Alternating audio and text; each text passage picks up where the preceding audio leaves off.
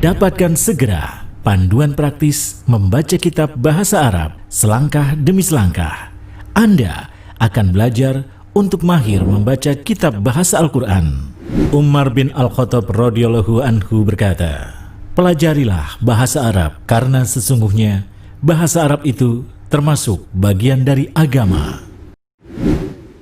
Buku Dalilul Qori merupakan buku ajar bahasa Arab dari hasil penelitian dan pengembangan.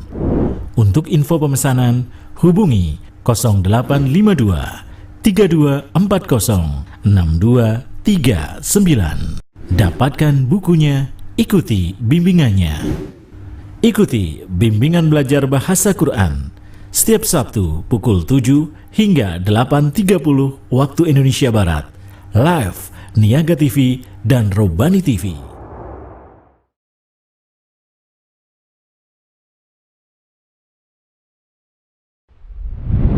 Dapatkan segera panduan praktis membaca kitab bahasa Arab selangkah demi selangkah. Anda akan belajar untuk mahir membaca kitab bahasa Al-Quran. Umar bin Al-Khattab radhiyallahu anhu berkata, pelajarilah bahasa Arab karena sesungguhnya bahasa Arab itu termasuk bagian dari agama. Buku Dalilul Qori merupakan buku ajar bahasa Arab dari hasil penelitian dan pengembangan. Untuk info pemesanan, hubungi 0852 3240 6239. Dapatkan bukunya, ikuti bimbingannya. Ikuti bimbingan belajar bahasa Quran setiap Sabtu pukul 7 hingga 8.30 waktu Indonesia Barat. Live Niaga TV dan Robani TV.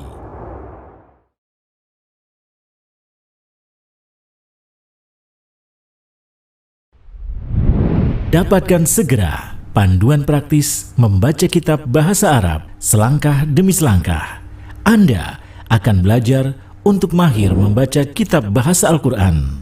Umar bin Al-Khattab radhiyallahu anhu berkata, pelajarilah bahasa Arab karena sesungguhnya bahasa Arab itu termasuk bagian dari agama. Buku Dalilul Qori merupakan buku ajar bahasa Arab dari hasil penelitian dan pengembangan.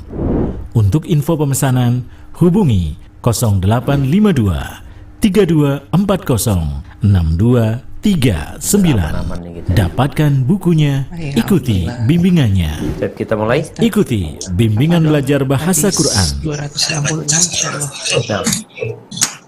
266 ya? Iya.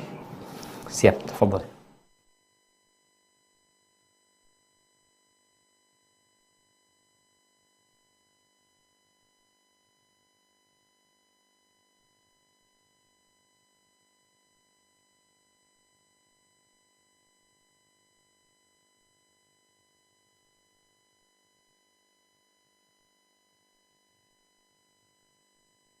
Assalamualaikum warahmatullahi wabarakatuh. Alhamdulillah alladzi bi ni'matihi tatimmu shalihan. Segala puji bagi Allah Jalla Jalaluh yang karena nikmatnya kebaikan-kebaikan menjadi sempurna. Mereka yang dapat melaksanakan ibadah dengan baik dan benar. Mereka yang dikasih kesehatan. Mereka yang diberi jabatan, mereka yang bisa duduk, mereka yang bisa tiduran, mereka yang bisa makan. Semua aktivitas-aktivitas merupakan karunia Allah kepada kita. Semoga Allah membantu kita untuk mensyukuri nikmat yang Dia berikan. Allahumma salli wa sallim ala hadha an-nabiyil karim wa ala alihi wa ashabihi ajma'in. Ya Allah, semoga salawat dan salam senantiasa Engkau curahkan untuk hamba kekasih-Mu, untuk baginda Nabi kita Muhammad alaihi salatu wassalam, untuk keluarga beliau, untuk istri-istri beliau, untuk putra-putri beliau, dan untuk seluruh sahabat Nabi. Semoga Allah meridhai kita bersama mereka. Amma ba'd. Jamaah rahimakumullah, kita akan melanjutkan kajian Riyadhus Shalihin. Kita sampai ke bab tentang menyayangi anak yatim, anak perempuan, orang-orang lemah dan orang-orang miskin, serta mereka yang memang perlu untuk disayangin. Rasulullah Sallallahu Alaihi Wasallam, beliau diutus sebagai rahmatan lil alamin. Kasih sayang beliau untuk alam semesta ini. Tapi ternyata ada makhluk-makhluk spesial. Ada kondisi-kondisi yang berbeda yang menyebabkan kita lebih harus perhatian sama mereka. Kita harus memberikan kasih sayang kepada mereka. Di antaranya adalah wanita dan anak-anak yatim.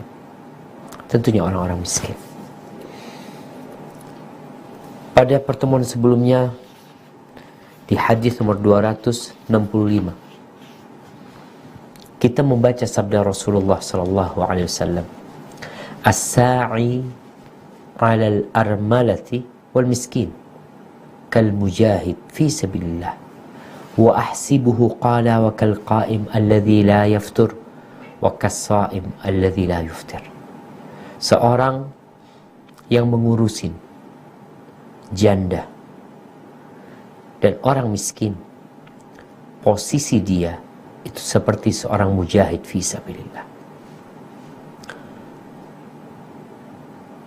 Dan Abu Hurairah mengira bahwasanya Nabi berkata wa kal qaim, dan seperti orang yang sholat dan dia tidak pernah berhenti sholat, dan seperti orang yang berpuasa sunnah dan dia tidak pernah berhenti puasa sunnah. Betapa agungnya, betapa tingginya kedudukan orang yang peduli dengan janda dan orang-orang miskin. Dengan cara apa kepedulian itu? Dengan memperhatikan sandang, pangan, dan papan mereka, serta pendidikan buat mereka. Barakallahu fiik.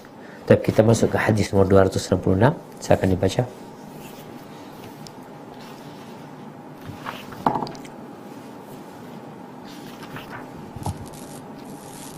Bismillah. Hadis nomor 266.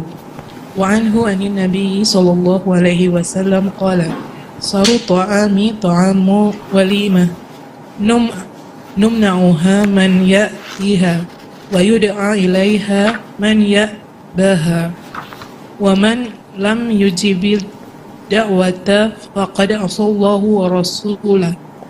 Rawahu Muslim. Wa fi riwayatin fi sahihaini an Abi Hurairah min qawlih bi'sa ta'amul walimati yud'a ilaihal aghniya'u wa yutrakul fuqara'u.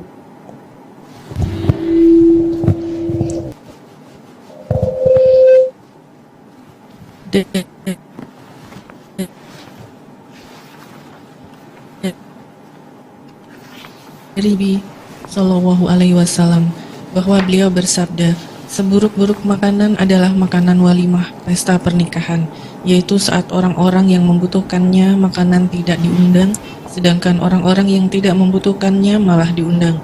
Barang siapa tidak memenuhi undangan, berarti dia telah mendurhakai Allah dan Rasulnya.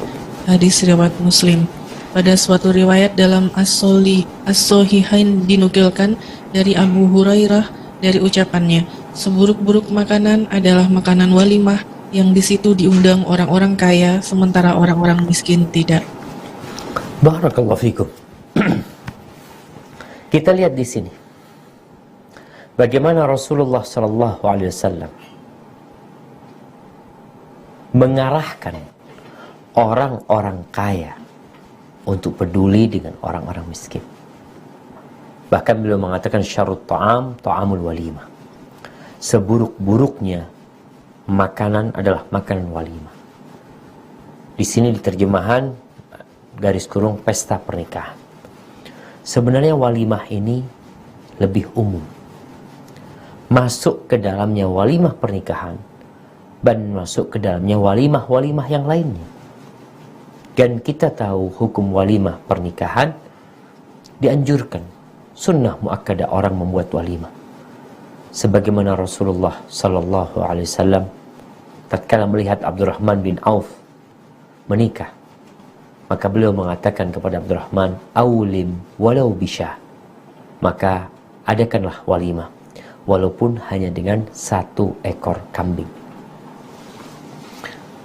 Ternyata kondisi makanan walimah yang kita berharap pahala kepada Allah Azza wa Jalla bisa menjadikan makanannya makanan terburuk. Kapan? Tatkala yang diundang adalah orang-orang kaya. Orang-orang kaya ini memiliki kelebihan harta. Apa yang engkau makan, dia sudah makan. Dan boleh jadi yang dia makan lebih enak daripada yang disuguhkan di walimah. Yang diundang mereka nih. Sedangkan orang-orang miskin nggak diundang. Itu makanan jadi makanan yang buruk. Engkau berharap keridhaan Allah Azza wa Jalla dengan mengundang, dengan memberikan makan kepada mereka. Ternyata sebaliknya yang kau dapat. Makanan itu makanan tercela.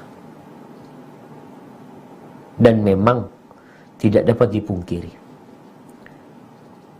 Orang-orang kaya banyak mengundang orang kaya. Pejabat banyak mengundang pejabat pula. Orang miskin kapan diundang? Apakah engkau malu ketika yang datang dalam pesta pernikahan atau dalam acaramu adalah orang-orang miskin? Seharusnya engkau bangga. Mungkin orang-orang bertanya, orang-orang kaya nggak suka duduk sama orang miskin. Dia merasa risih tatkala harus berkumpul dengan mereka. Maka katakan kepada mereka, ini loh yang bawa berkah. Ini loh yang membuat makanan ini jadi baik dan bagus.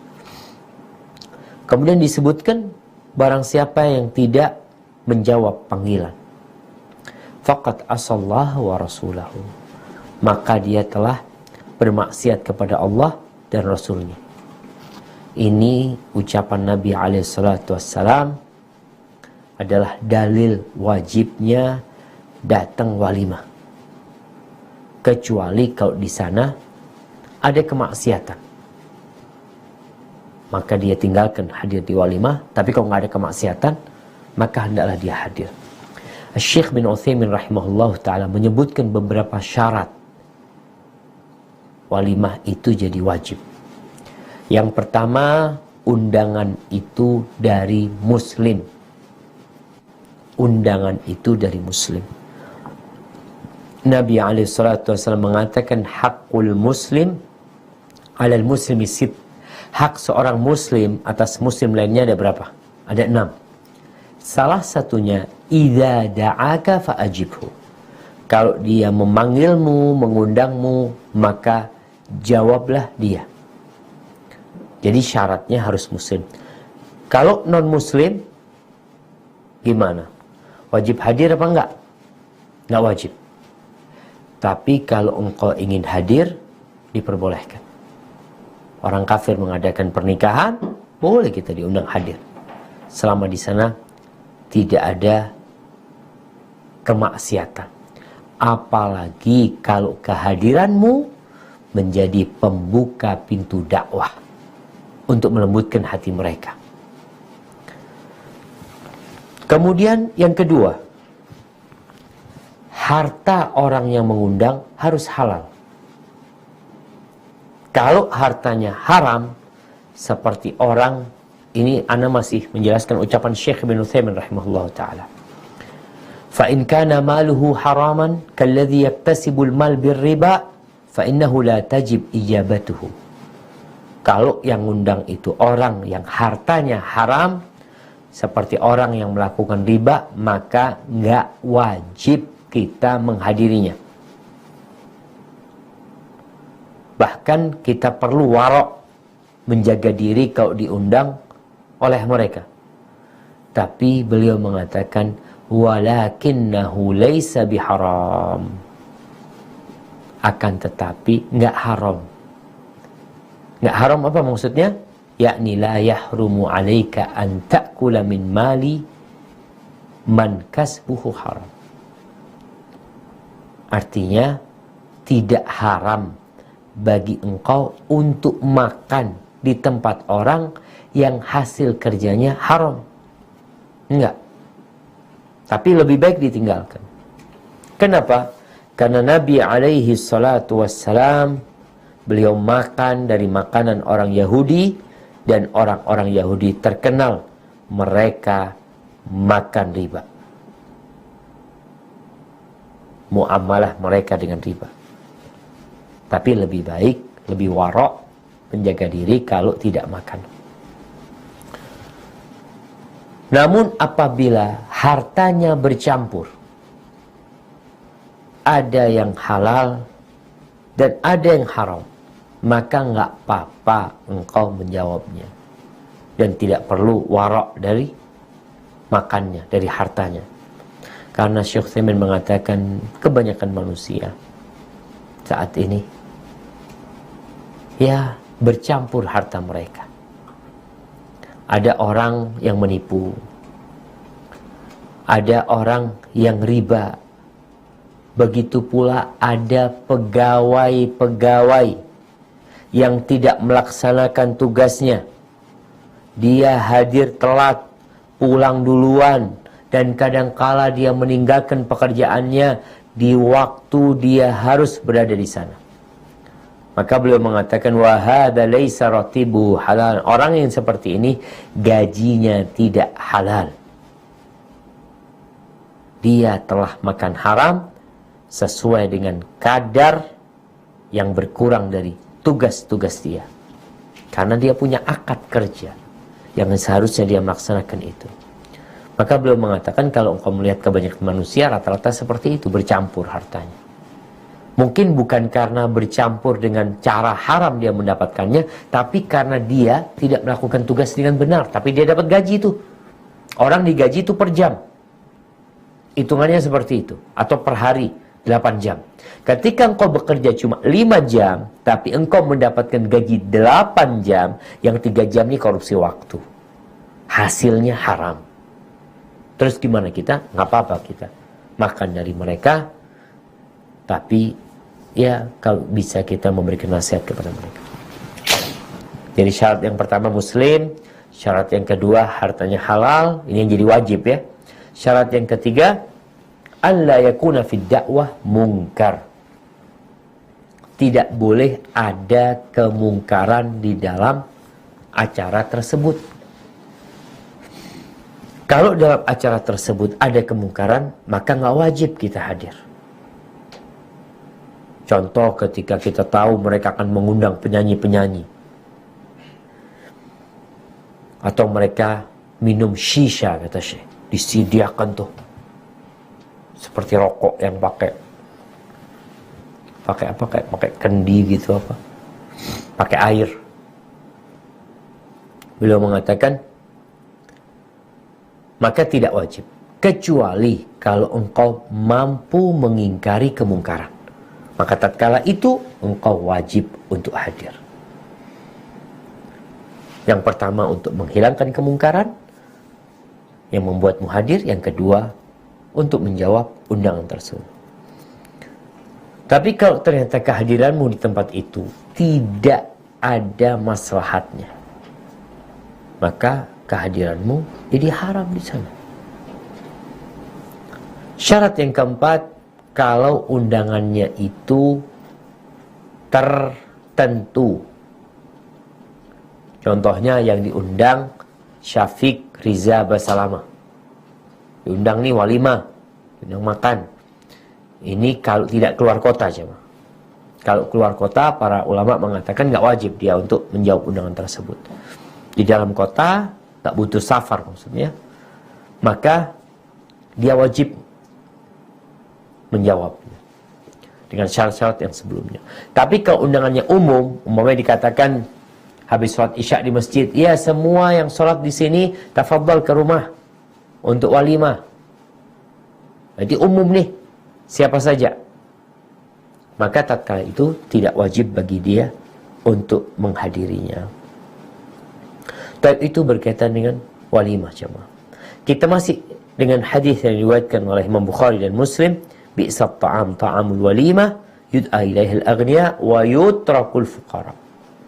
Seburuk-buruknya makanan adalah makanan walimah yang diundang orang-orang kaya, yang orang-orang fakir ditinggalkan.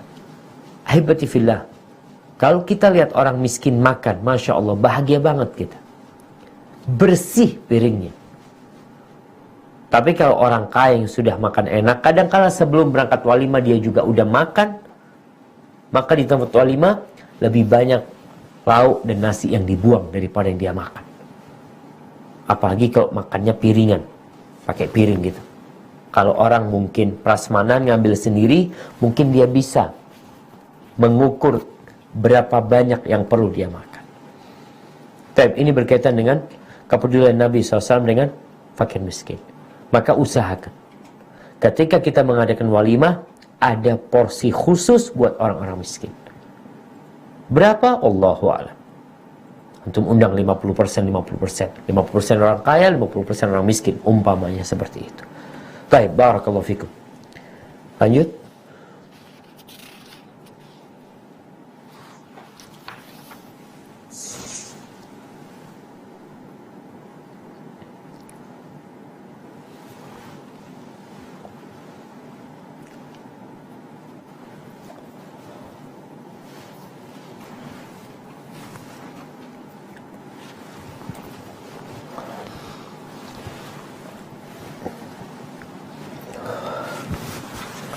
نعم تفضلي. وعن أنس رضي الله عنه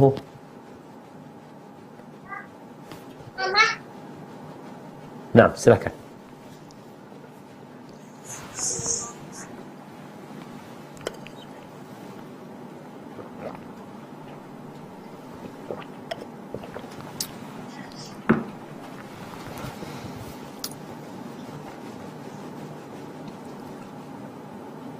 Kalau nggak ada yang baca, ana yang baca.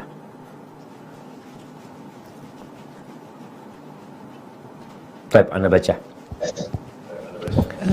Ada. Ya, Oman aja baca. Silakan. Hadis nomor 267. Wa an Anas radhiyallahu anhu, anin Nabi sallallahu alaihi wasallam qala, man 'ala jariyataini hatta tablugha jaa yaumal qiyamati ana wa huwa kahataini wa damma asabi'ahu, rawahu Muslim. Dari Anas radhiyallahu anhu, dari Nabi sallallahu alaihi wasallam, beliau bersabda, siapa yang mengasuh dua anak perempuan sampai dewasa, maka pada hari kiamat aku dan dia seperti dua jari ini. Beliau merapatkan jari-jarinya. Hadis riwayat Muslim. Barakallahu fikum. Nah, ini Nabi SAW berbincang tentang keutamaan merawat, mengasuh perempuan. Baik itu anak kita atau saudari kita. Kadangkala bapaknya meninggal dunia sehingga kakaknya bertanggung jawab atas adik-adiknya yang perempuan.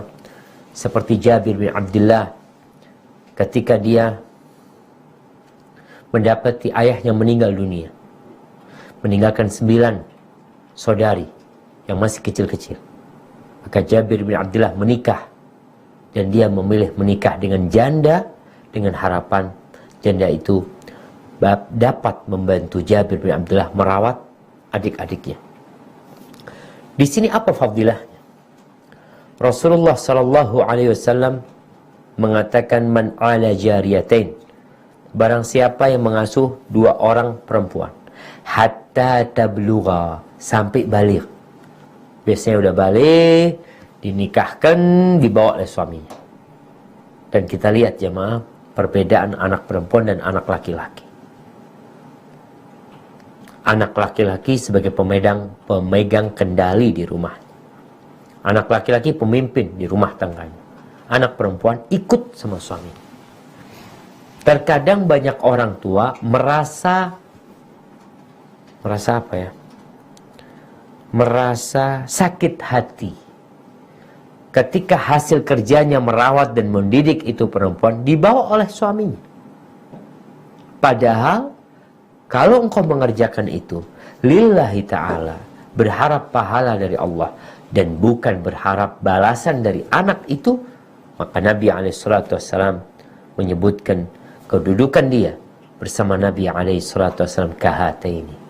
Seperti ini jamaah. Beliau memberikan isyarat kepada kedua jarinya. Ahibati fillah, merawat dari sisi menyediakan sandang, pangan, dan papan. Dan yang terpenting dari semua itu pendidikan. Ana sedih ketika harus melihat di lampu merah, anak-anak pang, ada laki-laki, ada perempuan, yang berpikir kemana orang tua mereka. Khususnya yang perempuan ini. Kemana bapaknya? Kemana ibunya? Mungkin kau merasa lelah mendidik dan membesarkan mereka. Tapi janji dari Nabi SAW, engkau akan bersama Nabi SAW seperti ini kedudukannya di surga. Tapi kalau orang tua merawat anak perempuannya sampai dewasa, menyekolahkannya, kemudian dia menikah, kadangkala orang tua berharap anak perempuannya balas budi. Anak perempuannya udah bekerja umpamanya nih, orang tua berharap tuh anak bisa balas budi kepada orang tuanya. Tapi kalau anak perempuan setelah sang suami mengatakan qabiltu nikaha wa tazwijaha bil mahril madhkur, aku terima pernikahannya, kawinnya dengan mahar yang disebutkan, selesai. Nggak boleh intervensi orang tua. Kalau ada masalah nantinya, membantu menyelesaikan masalah tersebut. Ini bagi mereka yang punya anak perempuan, sabar. Karena banyak orang-orang terdahulu, bahkan sampai hari ini, yang nggak suka punya anak perempuan. Dan Nabi SAW menjaminkan sebuah keindahan di dunia tentunya dan di surga Allah Azza wa Jalla. Barakallahu fikum. Nah, silakan lanjutkan.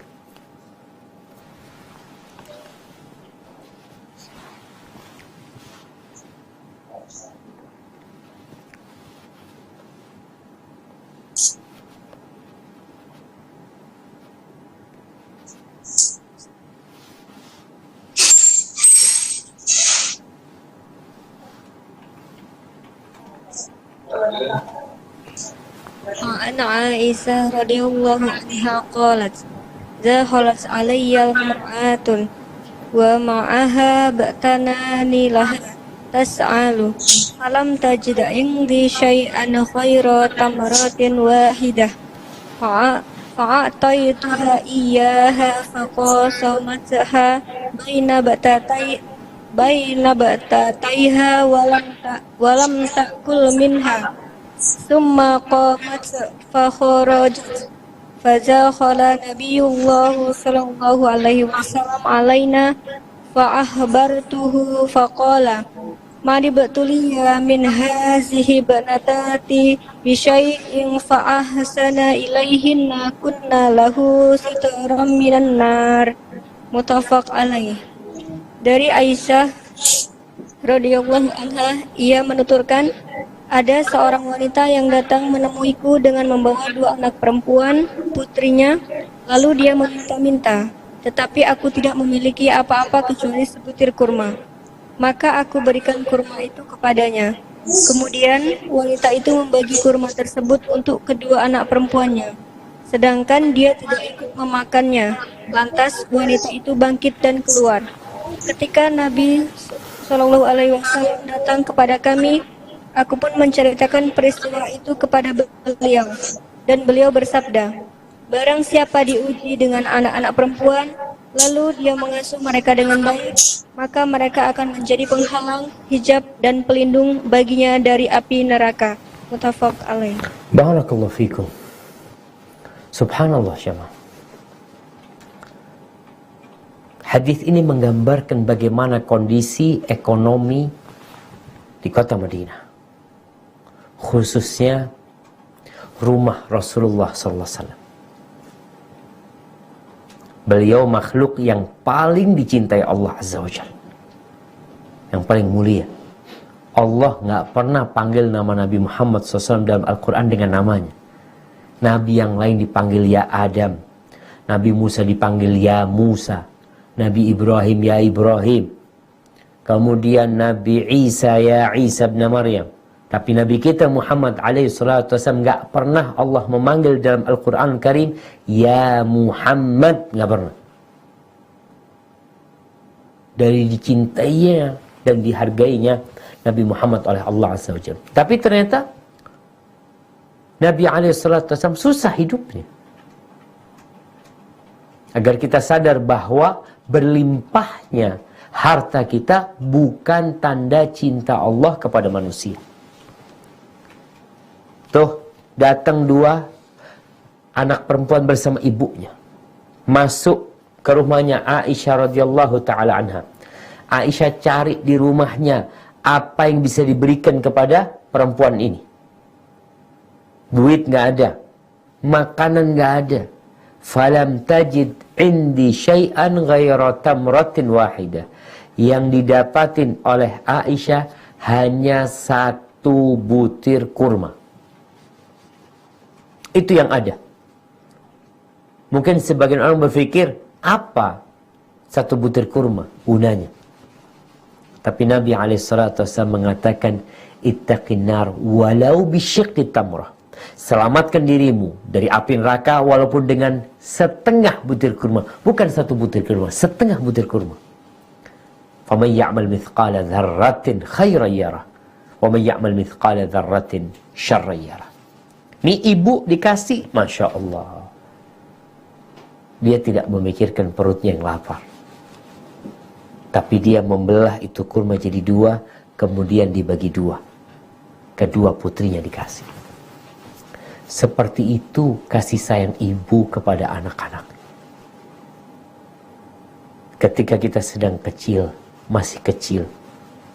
Kadang-kala kita lupa dengan hari-hari kecil kita yang merepotkan kedua orang tua kita. Ini ibu merawat dua anak perempuan. Aisyah radhiyallahu ta'ala anha, yang memang ketika itu dan sampai meninggal dunia, Aisyah nggak punya anak. Maka perasaan menjadi ibu dan pengorbanan menjadi seorang ibu, Aisyah nggak dapat. Dia melihat peristiwa ini. Maka beliau lapor kepada Nabi SAW tentang kejadian itu. Apa kata Nabi SAW? Manubtuliya min hadhil banat bisyai'. Barang siapa yang diuji dengan anak-anak perempuan ini dengan sesuatu yang berkaitan dengan anak-anak perempuan, fa ahsana ilaihinna. Tapi dalam ujian tersebut orang ini terus berbuat baik kepada mereka, kunna lahu sitran minan nar. Kalau di hadis sebelumnya dia akan bersama Nabi SAW di surga, dan di hadis riwayat Imam Bukhari Muslim itu anak-anak akan menjadi tameng yang menyelamatkan orang tuanya dari api neraka. Ketika dia melewati sirat, tuh pahala dia merawat dan mendidik anak-anak akan jagain dia agar dia tidak masuk ke dalam neraka. Ahibati fillah, antum lihat nih rumahnya Nabi Muhammad SAW. Kita kadangkala makanan di lemari sampai busuk, sampai rusak, dan nggak peduli. Busuk ya buang. Itu namanya tabdzir. Allah mengatakan innal mubadzirina kanu ikhwana syayatin. Sesungguhnya orang-orang yang mubadzir itu adalah saudara-saudaranya syaitan. Makanya kalau ada makanan jatuh, kita makan kemudian jatuh, apa kata Nabi SAW? Jangan ditinggalkan buat syaitan. Ambil, bersihkan, makan lagi. Itu jatuh nggak sengaja. Gimana dengan kita yang punya makanan, dibiarin, kita nggak mau makan, dibiarin sampai busuk, sampai rusak, lalu baru kepikiran. Maka khusus buat para bapak, buat para suami, hendaklah sering-sering menasihatin istrinya. Dan kalau bisa mengecek kondisi dapur. Lihat kulkasnya, lihat lemarinya, mungkin ada makanan-makanan yang sudah hampir kadaluarsa, yang juga nggak dimakan. Maka sebelum rusak, bagikan kepada mereka yang mau memakannya. Ini di rumah Nabi SAW nggak ada kecuali 1 butir kurma. Maka jamaah, perhatikan. Jangan sampai harta yang seyogyanya dapat membantu orang-orang miskin, malah kita buang cuma-cuma. Nggak ada manfaat. Buat ayam, buat binatang. Padahal kalau dimakan oleh manusia, banyak yang akan mengkonsumsinya. Tapi kita kadangkala memang lupa, lalai. Maka hari ini Anda mengingatkan yang berkaitan dengan hal itu.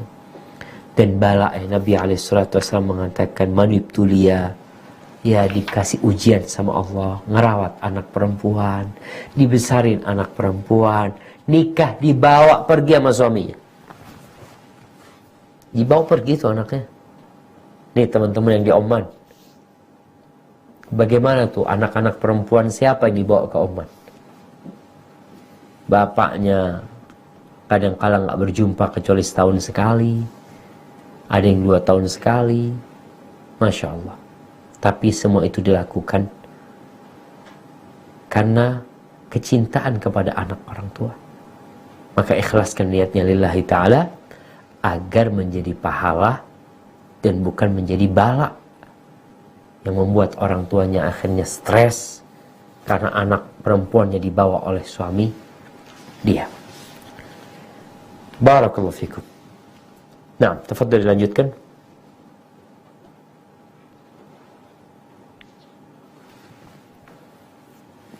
Hadis nomor 269.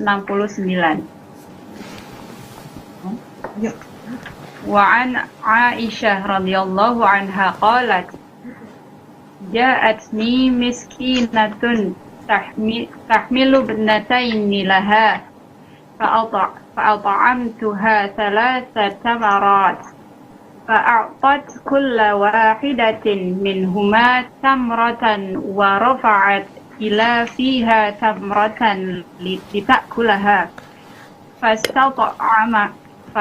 فاستطعمتها ابنتها فشقت التمرة التي كانت تريد أن تأكلها بينهما فأعجبني شأنها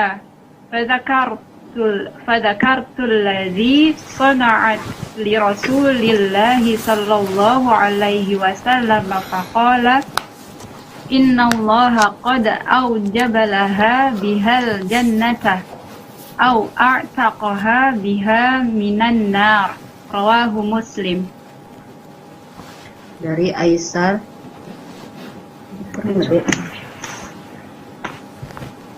Aisyah radhiyallahu anha, ia bercerita, aku pernah didatangi seorang wanita miskin yang membawa 2 anak perempuannya.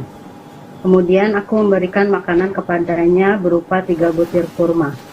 Lalu wanita itu memberikan kepada tiap-tiap anaknya sebutir kurma, sedangkan yang sebutir lagi diarahkan ke mulutnya untuk dimakan. Tetapi tiba-tiba kurma itu diminta kedua anaknya, sehingga dia membelah kurma yang hendak dimakannya tadi dan dibagikan lagi kepada mereka. Sungguh kondisi wanita itu membuatku kagum.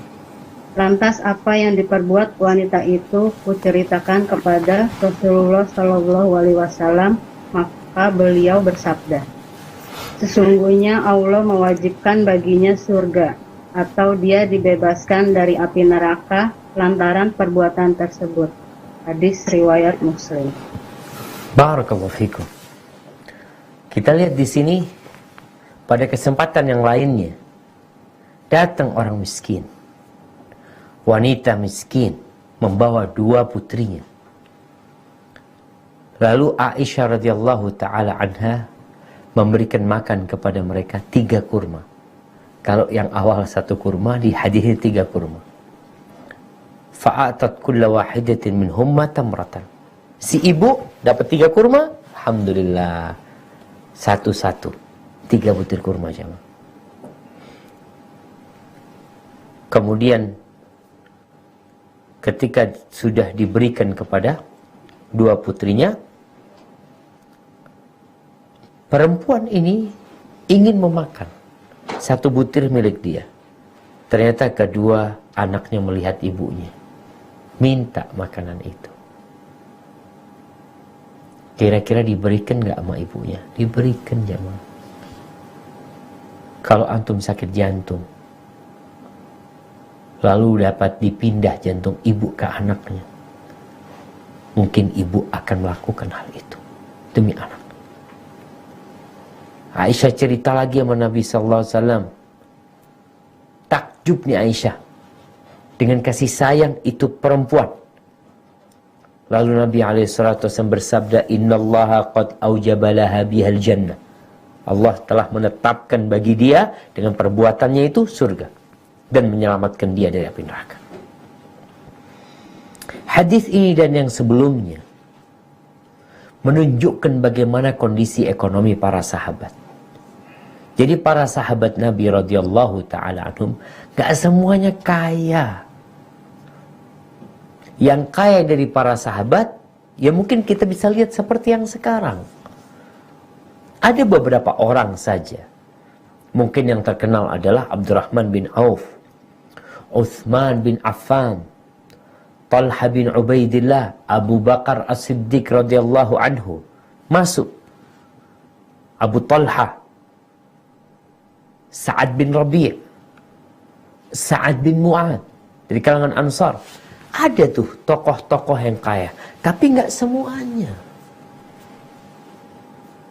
Padahal mereka orang yang sebagian mereka dijamin masuk surga, tapi ternyata Allah nggak bikin kaya mereka.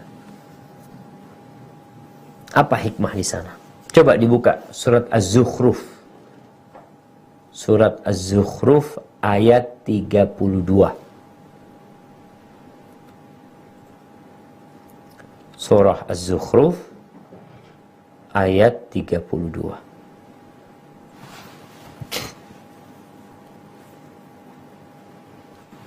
Udah dapat? Silahkan dibaca.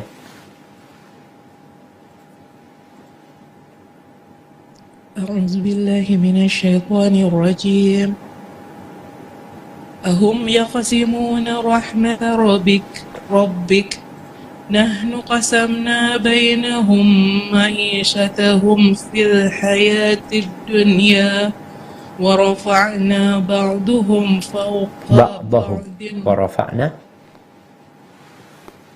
ورفعنا بعضهم فوق بعض درجات ليتخذ بعضهم بعضا سخريا ورحمة ربك خير مما يجمعون. Apakah mereka yang membagi-bagi rahmat Tuhanmu? Kami telah menentukan antara mereka penghidupan mereka dalam kehidupan dunia, dan kami telah meninggikan sebahagian mereka atas sebagian yang lain beberapa derajat, agar sebagian mereka dapat mempergunakan sebagian yang lain. Dan rahmat Tuhanmu lebih baik dari apa yang mereka kumpulkan. Barakallahu fikum. Ahibati fillah, nih berkaitan dengan hikmah perbedaan ekonomi di antara hamba-hamba Allah itu. Allah yang melakukan itu. Allah yang membaginya. Sehingga sebagian orang bisa memanfaatkan orang lain. Kalau semua orang itu sama secara ekonomi, roda dunia ini akan berhenti. Nggak jalan. Contoh, antum mau bangun rumah. Datang ke sahib antum. datang ke orang, mengatakan, "Mas, saya mau bangun rumah." Dan orang itu secara ekonomi sama antum. Kira-kira dia akan bangun rumah buat antum. Dia akan mengatakan, "Ada apa nih capek-capek? Anak punya fulus, anak kaya seperti engkau." Selesai bangun rumah, mungkin dia bangun sendiri. Entah berapa lama dia bangun rumah sendiri. Bersama anaknya mungkin dia bangun rumah. Mau bikin pintu, datang ke tukang kayu. Katakan, "Mas, saya minta bikin pintu." Kata dia, "Ada apa mau bikin pintu buat antum?" Kekayaan anak sama dengan kekayaan antum.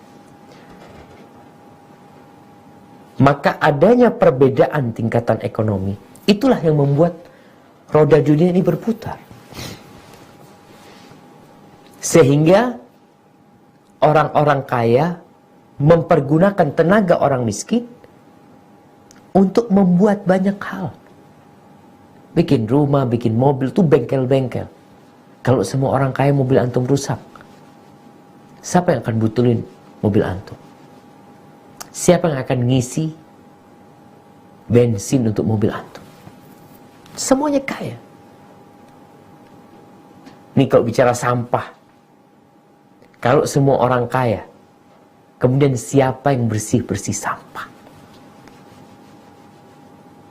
Sehari sampah manusia itu dalam satu kota berapa ton? Kalau nggak ada yang miskin tuh, tutup yang namanya kota tersebut. Jadi kota sampah. Subhanallah jemaah. Dan juga pedagang orang kaya yang memiliki kekayaan berlimpah ruah, dia pun juga membantu orang-orang miskin. Mau tidak mau. Itu barang dagangan siapa yang beli? Orang-orang kaya raya bikin mie instan. Siapa yang makan tuh mie instan? Dengan mereka memakan, engkau jadi kaya. Dengan mereka memilih, engkau jadi kaya. Kalau tuh orang-orang miskin nggak mau makan, contoh diboikot nih, mie, permen umpamanya, nggak ada anak-anak yang beli permen, engkau akan jadi kaya, bangkrut, tutup, dan engkau akan mem-PHK pekerja-pekerjamu. Artinya ternyata orang-orang miskin itu pun dibantu oleh orang-orang kaya. Dia bikin ini, bikin itu, yang bikin gelas. Ana yakin pabriknya ini milik orang kaya. Dia bikin gelas bantuin kita. Artinya ada saling tolong-menolong antara yang kaya dan yang miskin. Begitu pula yang kita lihat dalam kehidupan para sahabat. Nggak semuanya kaya. Ada yang miskin, ada yang nggak mampu, ada yang sedang-sedang saja. Sehingga dengan seperti itu, kehidupan ini akan berjalan. Tapi tugas yang kaya, jangan hanya memanfaatkan tenaga orang miskin, tapi engkau juga perlu peduli dengan mereka. Dengan cara apa? Membantu yang miskin. Perempuan-perempuan yang butuh bantuan, berikan umpamanya yang namanya beasiswa buat mereka untuk belajar. Janda-janda yang mungkin rumahnya sudah tidak layak, diperbaiki. Ada banyak cara. Yang jelas, Islam memerintahkan kepada kita untuk mengasihi dan menyayangi mereka. Dan kita lihat janji Allah Azza wa Jal buat itu perempuan. Kurusin 2 anak. Kasih sayangnya membuat dia membagi kurma yang bagian dia untuk kedua anaknya. Qad aujabalaha bihal jannah. Kata Nabi SAW, Allah sudah menetapkan dia masuk surga dan menyelamatkannya dari api neraka. Barakallahu fikum. Baik. Hadis yang selanjutnya.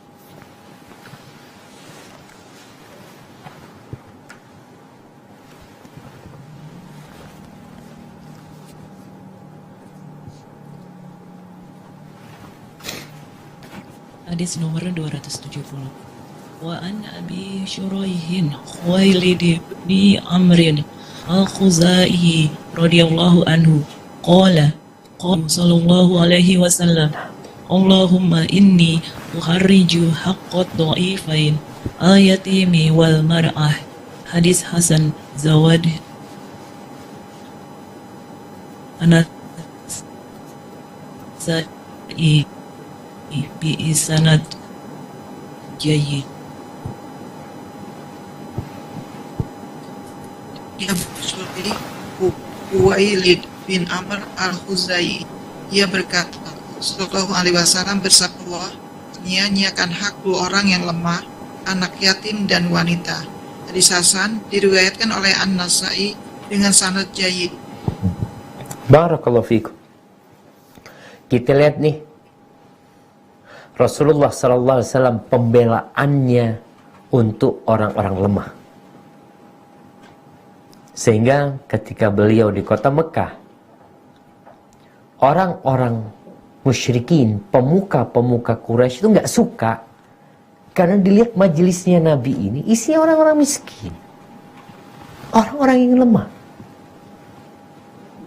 Dan Nabi SAW berdoa, beliau mengatakan, Allahumma, ya Allah, sesungguhnya aku menimpakan al-haraj, menimpakan sebuah dosa ya, atau kesulitan. Buat siapa? Buat orang yang mensia-siakan hak dua orang yang lemah. Orang yang menyia-nyiakan hak dua orang yang lemah, maka dia akan berhadapan dengan Nabi SAW. Siapa kedua orang itu? Al-yatim wal mar'ah, anak yatim. Ingat, anak yatim ini adalah anak laki-laki atau perempuan yang ditinggal bapaknya sebelum baligh, dan wanita secara umum.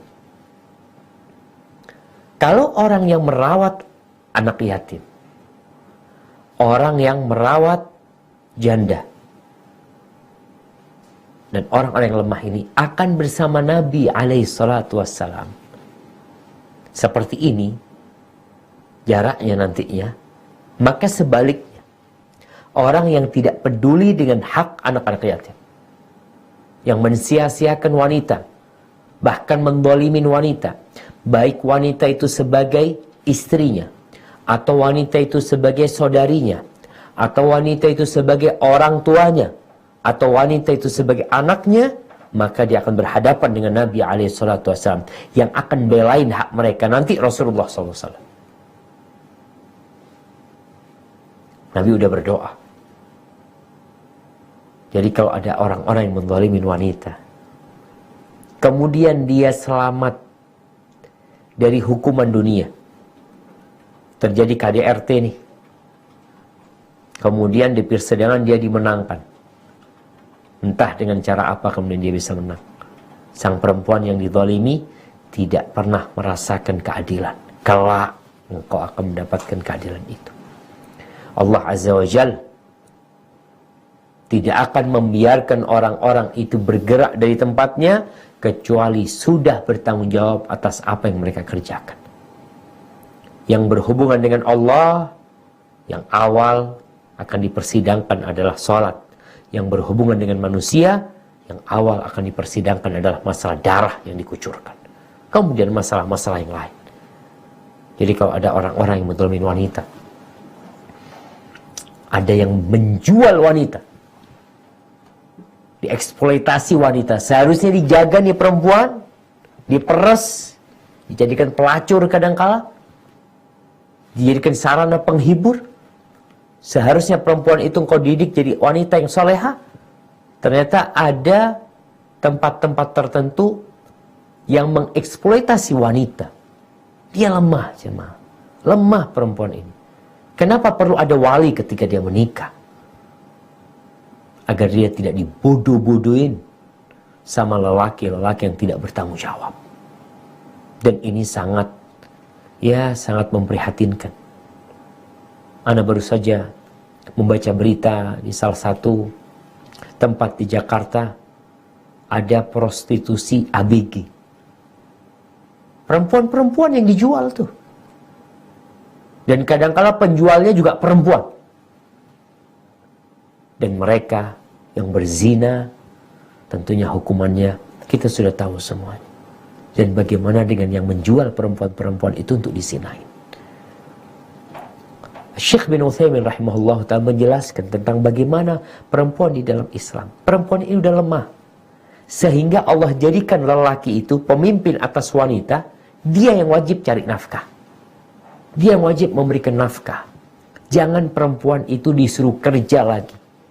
Dalam kondisi hamil, dia harus bekerja. Dalam kondisi datang bulan, dia harus bekerja. Dalam kondisi baru melahirkan, dia harus cari nafkah. Terus engkau yang laki, ngapain engkau? Di sini Nabi SAW mengingatkan dosa buat orang-orang yang tidak memberikan hak-hak wanita. Kalau mungkin ada aktivis-aktivis yang teriak-teriak berkoar-koar menginginkan persamaan lelaki dengan wanita di depan hukum, secara umum sama laki-laki wanita. Tapi Allah mengatakan walahunna mithlu alladhi 'alaihinna bil ma'ruf walirrijali 'alaihinna darajah. Dan wanita-wanita itu memiliki hak yang setara dengan kewajibannya, dan lelaki ada satu tingkatan di atas wanita. Kenapa ada satu tingkatan di atas wanita? Apakah kemudian orang ini kezaliman? Enggak. Di sebuah perusahaan, kalau semuanya satu tingkatan, sebuah perusahaan semuanya manajer, terus gimana perusahaan itu mau jalan? Nggak ada anak buah, semuanya manajer. Kalau ada manajer, enggak, ini kezaliman. Harus ada persamaan. Persamaan apa? Kalau semuanya mau jadi presiden, semuanya mau jadi bupati, apa bisa jalan kehidupan ini jemaah? Nggak jalan. Makanya Allah angkat derajat laki-laki. Dia yang jadi komandan. Dia yang punya kewajiban memberikan nafkah kepada mereka. Dia harus jaga tuh perempuan. Perempuan itu tidak diciptakan dari tulang tanganmu, sehingga engkau bisa menggerakkan dia semaumu, atau dari tulang kakimu. Tidak. Sehingga kau bisa menginjak-injak dia. Tapi perempuan diciptakan dari tulang rusukmu yang ada di sampingmu. Engkau memerlukan dia. Dan engkau perlu melindungi dia. Dia pendampingmu. Subhanallah jemaah. Maka Nabi SAW menimpakan ketidaknyamanan, dosa akhirnya, buat mereka yang mensia-siakan hak dua orang yang lemah, yatim dan wanita. Mungkin perempuan itu kadangkala tetap bertahan di rumah tanggamu. Engkau menggolimin dia, engkau menyiksa dia, tapi dia berpikir orang tuanya, dia berpikir anak-anaknya, sehingga dia tetap bertahan di rumahmu.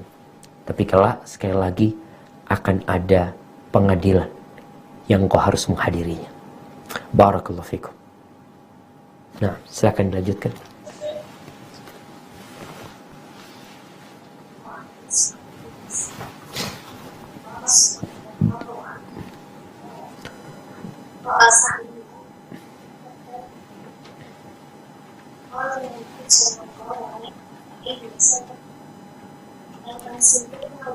Udah baca belum?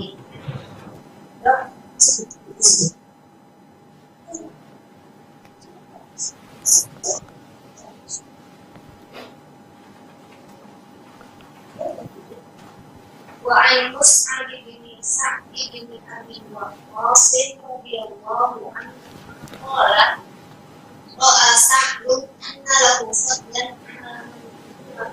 فقال النبي صلى الله عليه وسلم هل تنصرون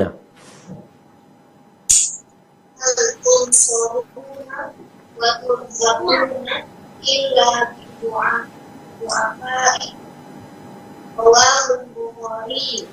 هكذا مسلم فإن مصعب بن سعد تابعي ورواه الحافظ أبو بكر البخاري في صحيحه متصلا عن مصعب بن أبيه رضي الله عنه. Dari Mus'ab bin Sa'ad bin Abi Waqqas radhiyallahu anhu, saat beranggapan bahwa dia memiliki Allah dan dari para sahabat Suaranya kecil ya. Maka Nabi Shallallahu Alaihi Wasallam pun menyatakan, tidaklah kalian memperoleh pertolongan dan rezeki melainkan karena keberadaan orang-orang yang mencintai kalian. Diriwayatkan oleh Al-Bukhari seperti ini secara mursal, karena Mus'ab bin Sa'ad adalah seorang yang dan juga oleh Al-Hafiz Abu Bakar dalam sahihnya secara mauful dari Mus'ab dari ayahnya Sa'ad bin Abi Waqqas, seorang sahabat radhiyallahu anhu. Barakallahu fikum. Nih, buat orang-orang yang punya kelebihan harta, yang mungkin engkau merasa lebih dari yang di bawahmu. Memang secara ekonomi mungkin kau lebih banyak, lebih nikmat hidupnya. Tapi sekali lagi, kekayaan itu bukan tanda kecintaan Allah kepada hambanya. Allah menyebutkan di surah Al-Fajr,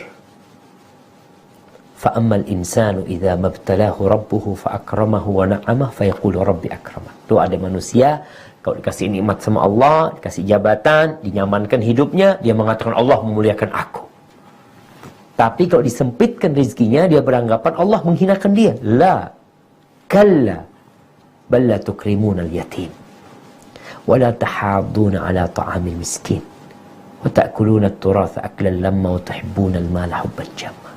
Nggak seperti itu ukurannya. Kalian tidak saling mengajak orang untuk memberikan makan kepada orang-orang miskin, peduli sama anak-anak yatim. Kalian makan harta kalian, harta warisan dengan rakus, tidak berpikir halal dan haram. Maka buat orang-orang yang merasa lebih dari orang-orang miskin, orang-orang yang lemah, maka kata Nabi SAW, hal tunsaruna wa turzaquna illa bidu'afaikum. Tidaklah kalian memperoleh pertolongan atau memperoleh rizki melainkan karena keberadaan orang-orang lemah di antara kalian. Ternyata adanya orang-orang lemah, subhanallah jemaah, itu pintu rizki buat kita. Jadi ketika antum melihat ada orang-orang lemah di sekitar antum, maka antum husnudzon, kayaknya anak dikasih rizki ini karena mereka nih. Sehingga rizki yang kau dapatkan, salurkan kepada mereka, berikan kepada mereka. Dan subhanallah jemaah, kita tuh jangan bakhil kepada orang-orang miskin, orang-orang lemah yang ada di sekitar kita. Apalagi antum sombong atas mereka. Padahal mereka menjadi penyebab antum mendapatkan rezeki. Antum ditolong sama Allah Azza wa Jal. Ada sebagian orang yang merasa rumahnya besar, gede, aman dari banjir. Yang orang-orang miskin kebanjiran. Lalu engkau merasa, oh alhamdulillah, Anda tidak diazab sama Allah, itu yang diazab mereka. Kadang-kala ada yang berpikiran seperti itu. Kalau bukan karena orang-orang miskin, mungkin antum yang akan ditenggelamkan sama Allah Azza wa Jalla. Seperti kisah Qarun. Bagaimana kesombongan dia, yang dia tatkala melewatin orang-orang kampung pada takjub dengan harta dia. Mereka bahkan ingin seperti Qarun. Kemudian Qarun ditenggelamkan, ditelan dengan bumi. Baru setelah itu mereka sadar. Wa ka'annallah yabsutur rizqa liman yasha' wa yaqdir. Dia sadar Allah tuh ternyata meluaskan rezeki buat sebagian orang dan menyempitkan buat yang lainnya. Tuh Allah Azza wa Jalla, dan pasti ada hikmah di sana. Maka tatkala seorang mendapatkan harta berlebih, jangan memandang miring, bahkan penuh kehinaan kepada orang-orang yang lemah. Mungkin ada kawan-kawan antum yang secara ekonomi di bawah antum. Dulu teman SD, dulu teman di SMP, dulu teman di SMA. Lalu engkau merasa, aku lebih mulia dari mereka. Karena mereka engkau dapat rezeki. Maka adalah kita berbagi dengan orang-orang tersebut. Barakallahu fikum. Baik, dilanjutkan.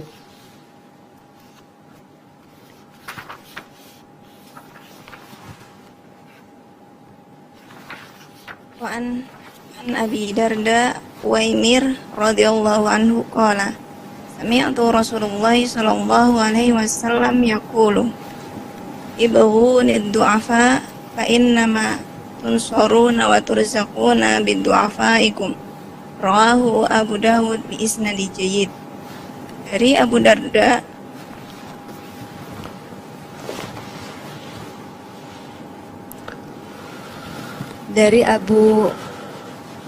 Abu Darda Uwaimir radhiyallahu anha, ia berkata radhiyallahu anhu, ia berkata, aku pernah mendengar Rasulullah sallallahu alaihi wasallam bersabda, carikanlah untukku orang-orang lemah, karena sungguh kalian memperoleh pertolongan dan rezeki berkat keberadaan orang-orang lemah di antara kalian. Diriwayatkan oleh Abu Daud dengan sanad jayyid. Naam, barakallahu fikum. Nih, Nabi alaihi salatu wassalam meminta kepada para sahabatnya untuk dicarikan orang-orang lemah. Bukan orang-orang kaya. Carikan orang-orang lemah. Mungkin beliau sedang punya acara. Mungkin beliau sedang hendak memberikan sesuatu kepada mereka. Maka perlu kita mencari orang-orang lemah. Mencari. Jadi ketika orang yang kaya ini tidak punya waktu, maka dia suruh orang. Subhanallah ya, kadangkala Anda di Jember ini dapat amanah untuk membagikan zakat atau sedekah. Ada orang kirim, Ustaz tolong carikan Ustaz keluarga-keluarga yang miskin, yang lemah. Dan Nabi SAW juga minta kepada para sahabat, carikan, laporkan namanya. Mana mereka? Kenapa? Mereka nih salah satu kunci rizki dan pertolongan Allah Azza wa Jalla. Antum kadang-kala dibuat sehat lagi, Allah alhamdulillah sehat. Bisa jadi karena doa orang-orang miskin. Sehingga ketika Allah memberikan rizki kepada antum, Allah Azza wa Jalla menyebutkan tentang manusia nih yang memiliki sikap suka berkeluh kesah. Ngadu terus hidupnya. Ngeluh. Jarang bersyukur. Allah mengatakan innal insana khuliqa halu'a idza massahu syarru jazu'a wa idza massahu khairu manu'a. Coba dibuka tuh firman Allah Azza wa Jalla di surat Ma'arij. Di surat Ma'arij. Nah, surat Ma'arij, Al-Ma'arij. Taib surat ke-70 ya. Ayat 19 sampai 25.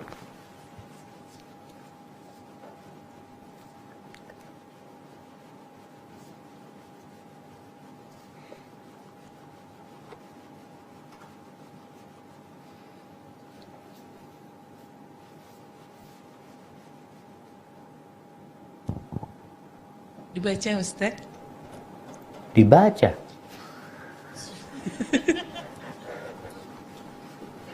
أعوذ بالله من الشيطان الرجيم إن الإنسان خلقه هلوعا إذا مسه الشر جزوعا وإذا مسه الخير منوعا illal المصلين الذين هم على صلاتهم دائمون والذين في أموالهم حق معلوم للسائل والمحروم. Ya, artinya Sesungguhnya manusia diciptakan bersifat keluh kesah lagi kikir. Apabila ia ditimpa kesusahan, ia berkeluh kesah. Dan apabila ia mendapat kebaikan, ia amat kikir. Kecuali orang-orang yang mengerjakan sholat, yang mereka itu tetap mengerjakan sholatnya, dan orang-orang yang dalam hartanya tersedia bagian tertentu bagi orang miskin yang meminta, dan orang yang tidak mempunyai apa-apa yang tidak mau meminta. barakallahu fiik.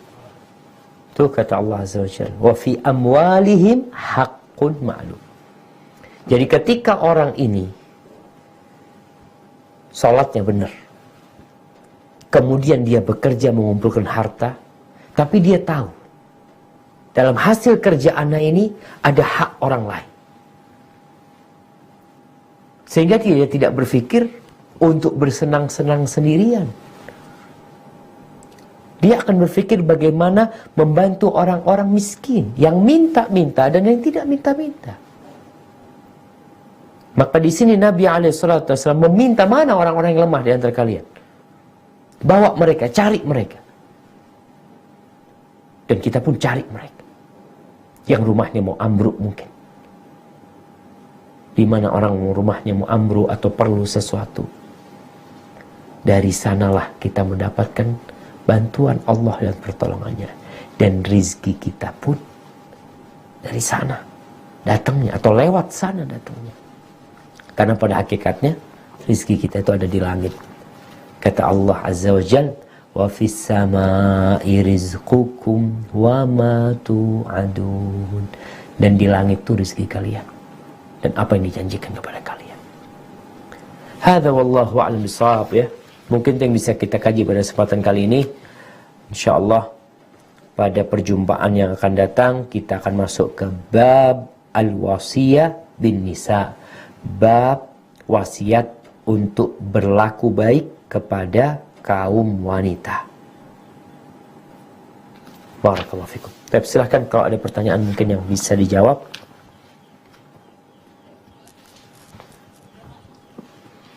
Assalamualaikum Ustaz. Waalaikumsalam warahmatullahi wabarakatuh. Ustaz, saya pernah mendengar mengenai yang mendapatkan fadilah bersama dengan Nabi di surga seperti 2 jari itu adalah orang-orang yang benar-benar memelihara anak yatim dan janda-janda itu seperti mereka memelihara keluarga sendiri. Jadi mereka bukan hanya memberikan dalam bentuk materi, tapi juga misalnya bertanggung jawab terhadap akhlaknya, sama seperti dengan pada anak-anaknya sendiri.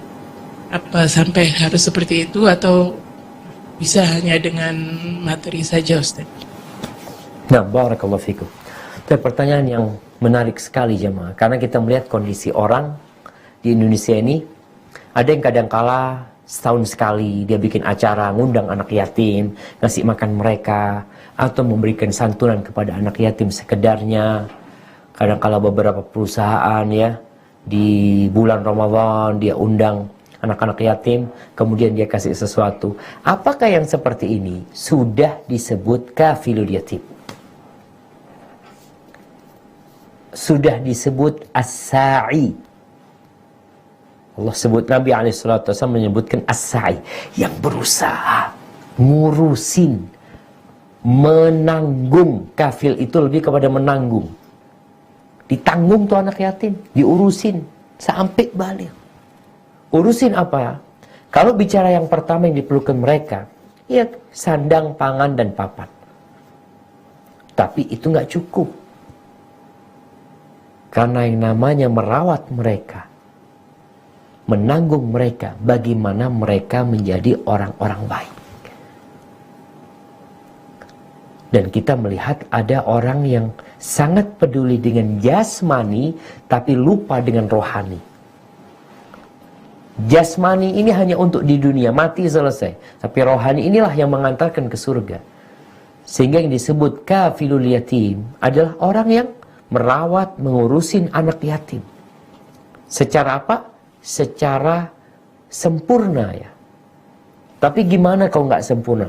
Semua akan mendapatkan pahala sesuai dengan amalannya. Ada yang mungkin, Ustaz, ana menanggung anak yatim, satu anak yatim di sebuah lembaga. Kadangkala ada rumah yatim piatu. Ada 3 anak, kita yang biayain di sana. Tapi mungkin tinggalnya di rumah yatim piatu di sana. Kemudian ada guru yang ngajarin dia. Tapi kita berusaha untuk peduli sama mereka.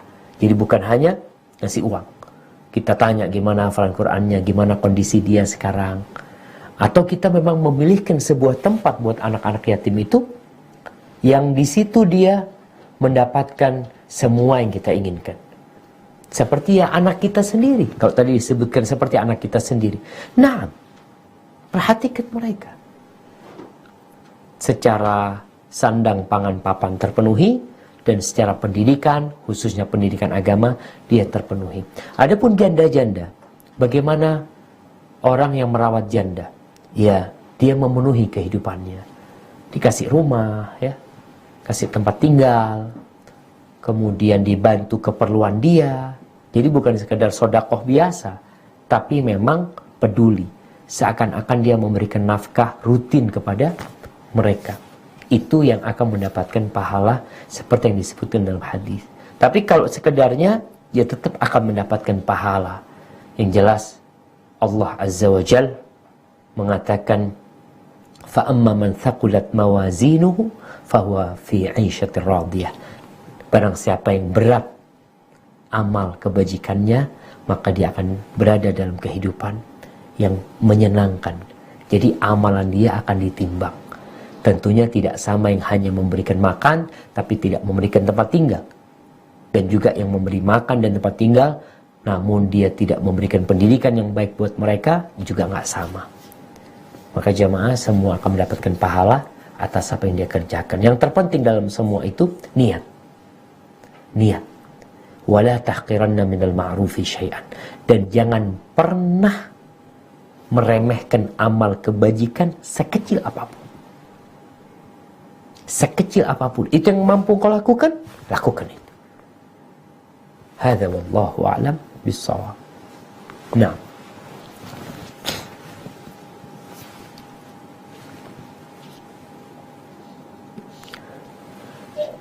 Silakan.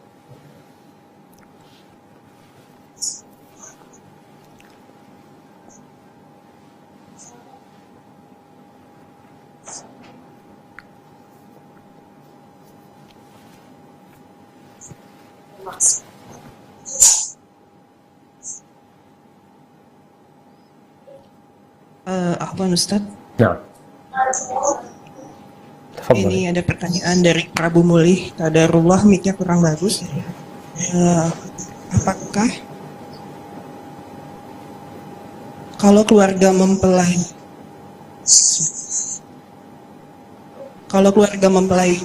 belum sunnah, anak sampai dengan anak SD tahu sunnah, gimana? Mau walimah sebaiknya bagaimana? Coba diulangin. Sebentar Ustaz, saya juga bingung pertanyaannya. Kalau keluarga mempelai belum sunnah, keluarga mempelai siapa ini? Kalau keluarga mempelai belum sunnah, anak tahu sunnah. Anak tahu sunnah? Ya mau. Jadi sepertinya pertanyaannya, kalau keluarganya yang belum tahu tetapi yang mau nikah ini sudah tahu, lalu mau walimah sebaiknya bagaimana? Kalau orang tua sudah dikasih masukan tapi kekeh mau pesta, musik, haulat dan lain-lain, apa yang harus dilakukan? Menurut orang tua tapi di pelaminan tidak berjabat tangan, atau tetap mempertahankan syariat yang notabene murka orang tua? Mohon penjelasannya. Barakallahu fiik. Iya jemaah. Ini yang menjadi fenomena buat teman-teman yang hijrah. Buat teman-teman yang udah ngerti Islam secara mendalam. bukan ikut-ikutan lagi, tapi dia belajar. Selama ini Islam dia hanya Islam keturunan, yang dia nggak pernah tahu tentang yang Allah perintahkan, ya ayyuhalladzina amanu udkhulu fis silmi kafah. Wahai orang-orang yang beriman, masuklah ke dalam Islam secara kafah. Buat sebagian mereka, Islam itu hanya ada di masjid, hanya mengatur hubungan hamba dengan Allah Azza wa Jalla. Padahal semua kehidupan ini telah ada aturannya dari Allah Azza wa Jalla. Pernikahan pun, tadi kita lihat Rasul sallallahu alaihi wasallam mengatur siapa yang diundang. Jangan hanya orang kaya saja yang diundang. Kalau tidak, itu makanan jadi makanan yang buruk. Keinginan kita untuk dapat berkah akan berbalik, mendapatkan laknat. Terus gimana kondisinya sekarang? Orang tua belum tahu. Berusaha semaksimal mungkin untuk memahamkan kepada orang tua. Tujuan pesta pernikahan apa? Itu yang kadangkala banyak orang salah tujuan. Apa sih tujuan walimah ini? Yang pertama tujuannya adalah mengumumkan pernikahan. Mengumumkan pernikahan. Karena ini bukan perzinaan. Kemudian yang kedua tujuannya memberikan makan kepada orang-orang sebagai bentuk syukur kepada Allah Azza wa Jalla. Maka dua hal ini yang harus dicapai. Mengumumkan dan memberikan makan kepada mereka. Hiburan boleh dalam pernikahan. Islam tahu itu tempat bersenang-senang. Tapi seperti apa hiburannya? Ini yang perlu dibahas. Karena pada akhirnya tujuan dari pernikahan adalah beribadah kepada Allah Azza wa Jalla. Dan beribadah tidak akan diterima kecuali sesuai dengan syariatnya. Jangan sampai tujuan mendapatkan rahmat dan berkah hilang gara-gara ternyata kita mengundang murka Allah Azza wa Jalla dengan dosa yang di dalamnya. Apa sekarang harus dilakukan oleh anak? Kalau bicara kekeh semampu mungkin. Kalau ada 10 kemungkaran, dia kurangin kemungkaran itu.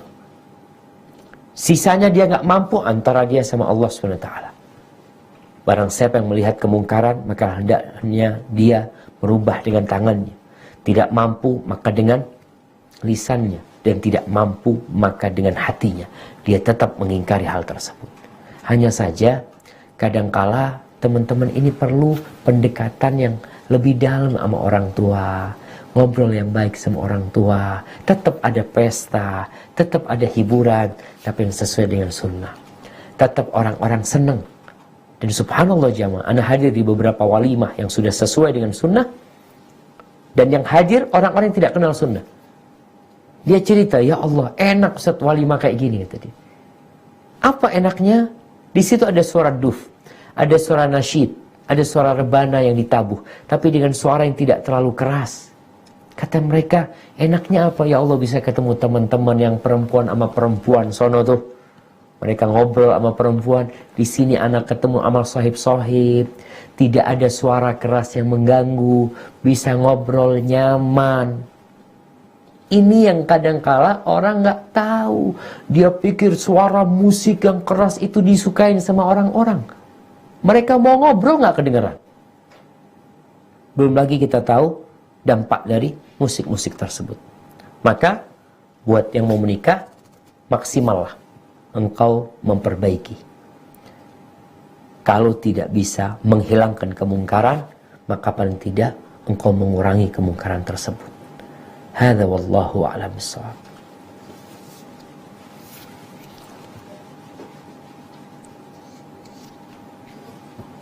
Naam, tafadhali. Assalamualaikum Ustaz. Waalaikumsalam warahmatullahi wabarakatuh. Ustaz, ini ada pertanyaan yang dikirim oleh rekan saya. Jadi pertanyaan di sini isinya adalah, apakah diperbolehkan jika menikah itu dengan wali yang sudah lama meninggalkan sholat atau tidak sholat, Ustaz? Apakah lebih utama diganti wali hakim atau tetap wali orang tua yang tidak pernah melakukan sholat? Gitu, Ustaz. Terima kasih. Assalamualaikum warahmatullahi wabarakatuh. Waalaikumsalam warahmatullahi wabarakatuh. Bicara wali. Jadi kondisinya, ini ada wali yang mungkin sudah lama nggak sholat atau masih meninggalkan sholat.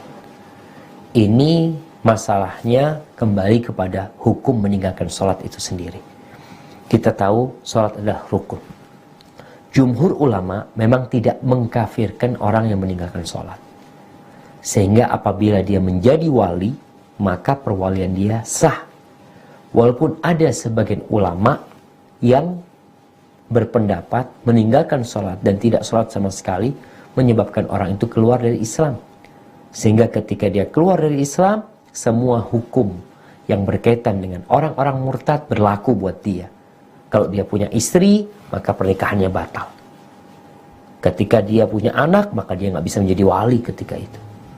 Kemudian, tatkala dia mati, maka dia tidak dimandikan, disolatin, dan tidak dikuburkan di pemakaman umat Islam. Itu konsekuensi dari mereka yang berpendapat bahwasanya orang yang meninggalkan sholat adalah kafir. Tapi jumhur ulama mengatakan orang tersebut melakukan dosa besar, tapi dia belum kafir berdasarkan beberapa dalil yang mereka kemukakan. Jadi masalahnya masih diperselisihkan oleh para ulama sehingga